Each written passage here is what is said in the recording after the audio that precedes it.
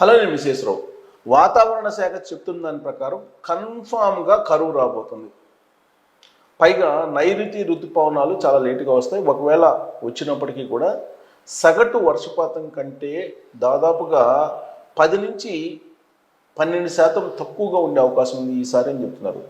July ఆగస్టులో కరువు ఛాయలు కనిపించబోతున్నాయి అని చెప్తున్నారు.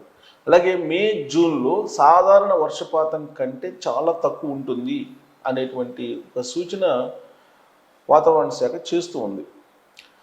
పైగా రాష్ట్ర ప్రభుత్వాలను కూడా అలర్ట్ చేసింది వాతావరణ శాఖ.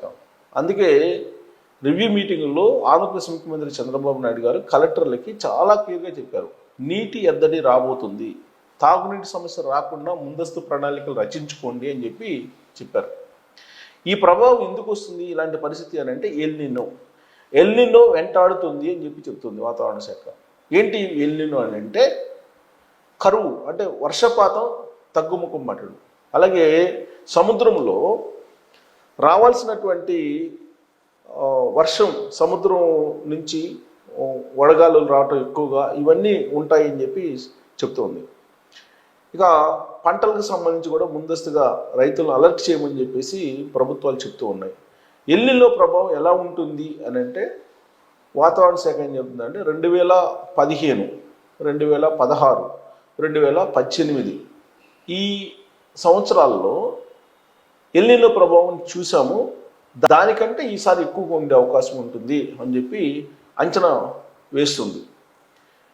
గతం కంటే ఈ ఏడాది ఎండలు తీవ్రంగా ఉంటాయి అనేటువంటి విషయాన్ని కూడా ముందస్తుగా చెప్తుంది. అంటే దాదాపు 42-43 డిగ్రీల వరకు వెళ్ళే అవకాశం ఉంది. ఇప్పటికే దాదాపు 38, కొన్ని జిల్లాల్లో 39 కూడా ఉంది. ఇది రాబోయే రోజుల్లో మే కల్లా 44-45 డిగ్రీలకు కూడా వెళ్ళేటువంటి అవకాశం ఉంది ఎల్నినో ప్రభావం కారణంగా అని చెప్తున్నారు.